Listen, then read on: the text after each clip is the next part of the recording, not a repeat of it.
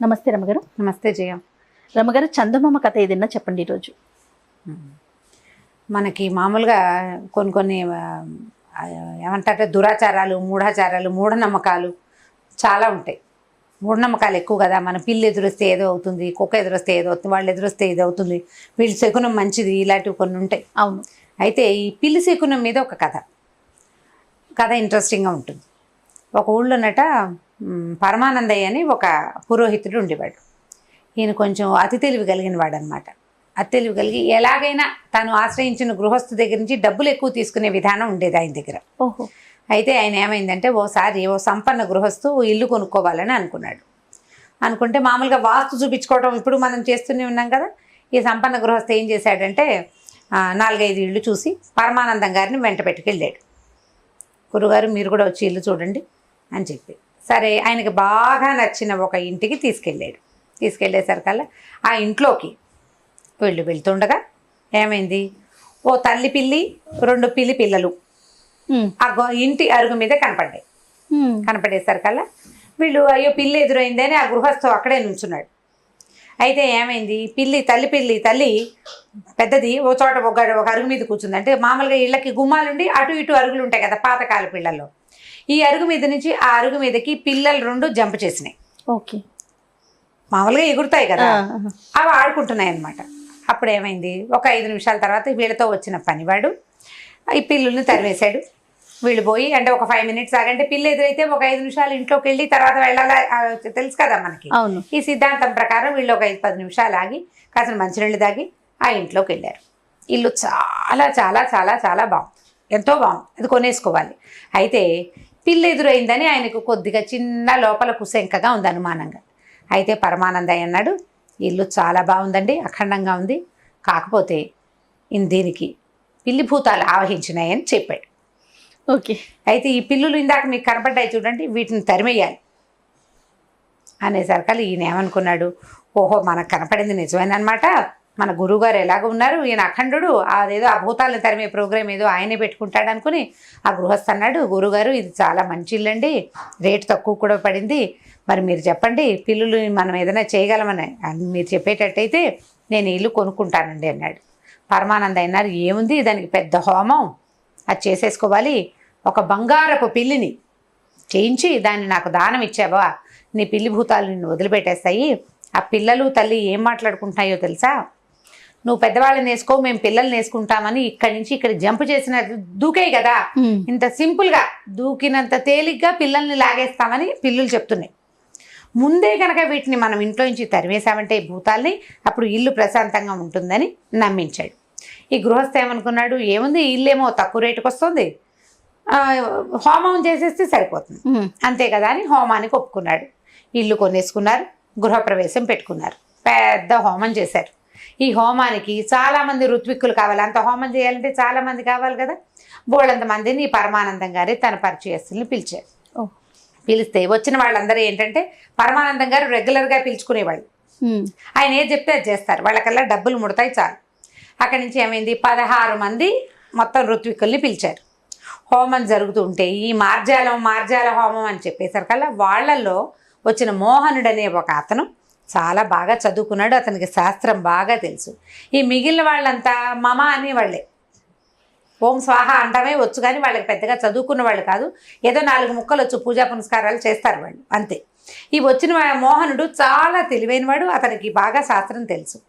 అతను ఈ మార్జాల హోమం ఏమిటి, మార్జాలానికి హోమం ఏమిటి, వీళ్ళ బొంద ఎక్కడా ఉండదు, వీళ్ళు ఏదో మసిపూసి మారేడికాయ చేస్తున్నారని కనిపెట్టాడు. సరే, ఈ హోమం పూర్తయ్యాక వాళ్ళు ఒక బట్ట కప్పి ఒక వస్తువుని ఈ పరమానందయ్యకి దానం చేయటం చూశాడు. అతను ఏం దానం చేస్తున్నారు అనేది మెల్లిగా వాకప్ చేశాడు. ఆ పరమానందయ్య గారు తెలివిగా ఏం చెప్పాడంటే, ఋత్విక్కులందరికీ తలా ఒక 10 రూపాయలు ఇవ్వండి, నాకు దానం ఇచ్చే వస్తువుని ఋత్విక్కుల కంటపడకుండా ఇవ్వాలని వాళ్ళకి ముందే నచ్చజెప్పాడు అనమాట. ఈ దానం ఇచ్చే వస్తువుని ఒక అంగాస్త్రంలో చుట్టి, అంగవస్త్రం అంటే చిన్న గావంస లాంటి దాంట్లో చుట్టి దానం ఇచ్చారు. ఇచ్చేసరికల్లా ఇతను ఇదేదో బరువైన వస్తువు, వీడు మనకి తెలియకుండా మోసం చేస్తున్నాడని మోహనుడు కనిపెట్టాడు. కనిపెట్టి మెల్లిగా ఈ పని వాళ్ళ దగ్గర అక్కడ ఇక్కడ ఆరా తీశాడు. ఈ వచ్చిన భోజనాలకు వచ్చిన జనం చాలామంది, మరి ఇంత హోమం చేసినప్పుడు ఎంతమంది అవుతారు భోజనాలకి? ఈ వచ్చిన వాళ్ళల్లో ఒక స్వర్ణకారుడు కూడా ఉన్నాడు, అంటే బంగార పని చేసేవాడు. ఉండేసరికల్లా ఇతను ఆ స్వర్ణకారుడి దగ్గర కూర్చున్నాడు. ఏదో మాటల మధ్యలో ఎంతకు చేస్తారు, మీ ఊళ్ళో ఎంత రేటు మాట్లాడతాను కదా. మాట్లాడేటప్పుడు ఈ బంగారపు వస్తువుల రేట్లు, తులానికి ఎంత తరుగు తీసుకుంటారు, ఇలాంటి ప్రశ్నలు వచ్చినప్పుడు మామూలు వాటికి అయితే వేరండి, విగ్రహాలు అవి చేయటానికి బాగా ఎక్కువ పడుతుందండి, సమయం తీసుకుంటుంది అన్నాడు. దేవుడి విగ్రహాలు చేస్తారంటే కాదండి, పిల్లి లాంటి జంతువుల విగ్రహాలు అని చెప్పాడు. చెప్పేసరికల్లా ఇతనికి ఏమనుమానం వచ్చింది, ఈ మార్జాల హోమం అన్నారు వీళ్ళు, ఆయనకి ఏదో పరమానందయ్య గారికి దానం చేశారు, అదేదో బరువైన వస్తువులు ఉంది, కొంప తీసి వీళ్ళు కానీ పిల్లి బంగారంతో పిల్లిని తయారు చేయించి దానం చేశారేమోనని డౌట్ వచ్చింది. హోమం అయిపోయాక సాయంకాలం ఏం చేశాడు, పరమానందయ్య వెనకాల పడ్డాడు ఈ మోహనుడు పడి ఏమడిగాడంటే, నువ్వు దానం తీసుకున్నావు ఆ వస్తువు, మరి ఋత్విక్కులో ఇంతమంది వచ్చాం, మాకు కూడా ఇవ్వాలి కదా, నువ్వు ఏం తీసుకున్నావు అని అడిగితే అతను చెప్పల. వీడు బాగా మాట్లాడి పోట్లాడి కొంచెం వాదించి బంగార పిల్లి తీసుకున్నాడు అనే విషయాన్ని బయట పెట్టించి నువ్వు ఇది చేయటమే తప్పు, పోనీ చేసావనుకో, మమ్మల్ని అందరినీ హోమం చేయడానికి ఈ పని చేయడానికి పిలిచావా, ఇది ఎక్కడా శాస్త్రంలో లేనిది, అయినా కూడా మేము చేసాం, తెలుసో తెలియకో, దీన్ని మా అందరికీ భాగం పెట్టు, మాకు కూడా ఇవ్వు అనేసరికల్లా అతను ఒప్పుకోలే. గడుదుకుంటూ ఇదంతా నేను ఏర్పాటు చేసుకున్నాను నా తెలివితేటలతోటి, నా పైగా గృహస్థున్నాను నమ్మినవాడు, నేనెందుకు ఇస్తాను, నేను ససేమిరా ఇవ్వనన్నాడు. అనేసరికల్లా వీడికి శాస్తి చేయాలని, నేను నువ్వు చెప్పట్లేదు కదా, నువ్వు ఇవ్వనంటున్నావు, నేను పోయి మీ ఓనర్కి చెప్తానంటే గృహస్థుకి చెప్తాడు. ఎవరైతే ఎవరి ఆశ్రమంలో ఈయన ఉన్నాడో పరమానంద గారు, పిల్లిని దానం ఇచ్చిన ఇంటి వాళ్ళు ఉన్నారు కదా, వాళ్ళకి వెళ్ళి చెప్తానన్నాడు. అనేసరికల్లా ఇతను ఏం చేశాడు, ఈయన మోహనుడు ఇంటికి వెళ్ళి స్నానం చేసి వ్యవహారం చూసుకుని మళ్ళీ వీళ్ళ ఇంటికి వచ్చే లోపల ఏం చెప్పాడంటే, మీరు రేపు ఈ పిల్లి ఒక బ్రాహ్మడి ఆత్మరూపంలో కనపడుతుంది మీకు, ఆ బ్రాహ్మణ్ణి వాళ్ళు మన ఋత్వికుల్లో ఒకటిలాగా కూడా కనపడచ్చు, చితకొట్టేయండి ఇంటి వాళ్ళకి చెప్పాడు. అయితే ఈ పరమానందం గారు వెనక్కి తిరిగి మళ్ళీ గృహస్థు ఇంటికి వెళ్ళటం చూసుకున్నటువంటి మోహనుడు ఏం చేశాడంటే, అక్కడ ఉన్న పరమానందయ్య గారి పని మనిషిని, అమ్మాయి 10 రూపాయలు ఇస్తాను, మీ అయ్యగారు అక్కడికి వెళ్ళి ఏం మాట్లాడుతున్నారో చూసిరమ్మని పంపించాడు. ఆ అమ్మాయికి పరమానందయ్య గారు పెద్దగా డబ్బులు ఇచ్చేవాడు కాదు, ఉచితార్థం 10 రూపాయలు వస్తుంటే ఎవరికి చేయదు. అమ్మాయి ఏం చేసింది, ఆయన వెనకాలే వెళ్ళి అయ్యగారు ఆ గృహస్థుతోటి ఏం చెప్తున్నాడో వినేసింది. ఏం చెప్పాడు ఆయన, నా ఋత్విక్ రూపంలో అయినా ఈ పిల్లి ఆత్మ వస్తుంది, వాడిని చితకొట్టేయమని చెప్పారు కదా. ఇది వినేసి ఆ అమ్మాయి ఏం చేసిందంటే వెనక్కి వచ్చి మోహనుడికి చెప్పింది, ఋత్విక్ రూపంలో వస్తారు, బ్రాహ్మణ రూపంలో ఎవరో పిల్లి ఆత్మ వస్తుందిటండి, ఆ ఆత్మని చితకొట్టేమని గృహస్థుకి చెప్తున్నారండి మా అయ్యగారు అని చెప్పింది. చెప్పంగానే ఈయన అనుకున్నాడు, ఓహో వీడు నన్ను తన్నించడానికి ప్రయత్నం చేస్తున్నాడు అనుకుని ఈయన ఏం చేశాడు, సరే ఇంటికి వెళ్ళిపోయిన తర్వాత బాగా చీకటి పడ్డాక ఏ గృహస్థు ఇంట్లో వీళ్ళు పూజ చేశారో ఆ గృహస్థు ఇంటి దాకా వచ్చి, పనివాళ్ళు బాగా సాయంకాలం రాత్రిపూట 8 గంటలకల్లా అన్నాలు తినేసి వాకిళ్లలో పడుకుంటారు. అందులో పొద్దున తనకి కబుర్లు చెప్తూ మా పనులు చేస్తూ తిరిగిన ఒక కుర్రాడిని చేరపిలిచాడు. రారా అబ్బాయి, నీకు పని చెప్తాను, 10 రూపాయలు ఇస్తానని చెప్పి నువ్వు ఇప్పుడు పరిగెత్తుకుంటూ వెళ్ళి పరమానందయ్య గారి ఇంటికి వెళ్ళి అయ్యగారికి ఏదో ముంచుకొచ్చి విరుచుకు పడిపోయారని చెప్పిరా. అయ్య బాబాయ్ మా అయ్యగారు బాగానే ఉన్నారండి అన్నాడు వాడు. ఉంటే ఉన్నారులేబోయ్, 10 రూపాయలు వస్తుంది కదా నీకు, ఈ మాట చెప్పు చాలు, ఇంకా నువ్వేం చేయక్కర్లేదు, నీ దారి నువ్వు వచ్చే, తర్వాత సంగతి తర్వాత అన్నాడు.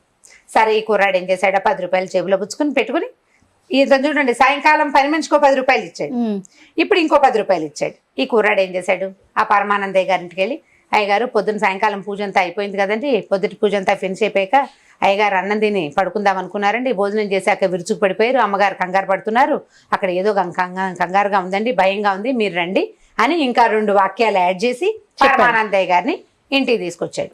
నీ దారి నువ్వు పో అన్నాడు కదా. పరమానందయ్య గారి ఇంట్లోకి వెళ్తూ ఉండగా ఈ కుర్రాడు తప్పుకున్నాడు. ఆయన ఇంట్లోకి వెళ్ళంగానే ఈ ఇంటి గృహస్థు భార్య వాళ్ళ అల్లుడు ఈ వచ్చిన చుట్టపక్కలు తలా ఒక కర్ర పుచ్చుకుని సిద్ధంగా ఉన్నారు, పిల్లి ఆత్మ వస్తుంది అని.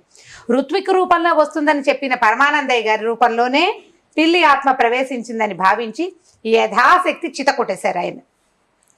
చావు తప్పి కన్నులోటపోయిన పరమానందం గారు అతి కష్టం మీద ఆ గుమ్మం దాటి బయటకు వచ్చాడు. గుమ్మం దాటకి ఇంకేం చేయదు, పిల్లి ఆత్మ వెళ్ళిపోతుంది బయటికి, దానంతట ప్రయత్నిస్తుంది గుమ్మంలోంచి బయటకు వెళ్ళడానికి అని అనుకున్నారు. వీళ్ళు కొట్టి బయటికి తోసేశారు. ఈ బయటకు వచ్చిన పరమానందం గారు కుంటుకుంటూ 2 అడుగులు వేసేసరికల్లా ఆ పక్కనే పొంచున్న ఈ మోహనం ఆయి పట్టుకున్నాడు. బాగా అయ్యిందా మీకు అని. దాంతో తనకి దెబ్బలు తగలడానికి మోహనుడే కారణమని ఆయనకు అర్థమైపోయింది. తను ఏం చేయాలనుకున్నాడు, వాడిని కొట్టించాలనుకుంటే తెలివిగా రివర్స్ లో ఈయనకే దెబ్బలు తగిలినాయి. దాంతో ఆయన ఏం చేశాడు, బాబు ఈ సంగతి ఎవరికి చెప్పకరా, నాకు దెబ్బలు తగిలిన సంగతి చెప్పకు, ఈ నేను చేసిన పని చెప్పకు, బంగారమే కదా తలా ఒక ముక్క తీసుకుందానిలే అని ఆ కంసాల దగ్గరికి వెళ్ళి దాన్ని 16 ముక్కలు చేయించి ఓ ముక్క ఆయన తీసుకుని మిగిలిన 15 వచ్చిన వాళ్ళందరికీ తలా ఒక ముక్క బంగారాన్ని సర్ది పంచేశాడనమాట. ఇప్పుడు వీళ్ళ తాలూకు గృహస్థు తాలూకు అనుమానం మూఢనమ్మకం మీద వీళ్ళు సంపాదించుకోవటం, ఒకడే తినకుండా తిలాపాపం తలా పిడికెళ్ళలాగా ఈ చేసిన పనికి ఆయన దానంగానే ఇచ్చాడు. వీళ్ళు అతన్ని నమ్మించినప్పటికీ అతను ఇచ్చిన దానమే కదా, అందరూ తలా కాస్త తీసుకుని మిగిలిన వాళ్ళు కూడా సంతోషించారు. సో కథ కంచికి మనం ఇంటికి. చాలా బాగుంది, ఫన్నీగా అనిపిస్తుంది, చిన్న పిల్లలకి చాలా ఇంట్రెస్టింగ్ అనిపిస్తుంది, చెప్పడానికి బాగుంటుంది, మంచి కథ. థ్యాంక్ యూ సో మచ్ రమగారు, నమస్తే. ఓకే చేయ. ఈ వీడియో కనుక మీకు నచ్చినట్లయితే లైక్ చేయండి, షేర్ చేయండి, మరిన్ని వీడియోస్ కోసం మా ఛానల్ ని సబ్స్క్రైబ్ చేసుకోండి. సుమన్ టీవీలో మీ పర్సనల్ అండ్ బిజినెస్ ప్రమోషన్స్ కోసం కింది నెంబర్కి కాంటాక్ట్ చేయండి.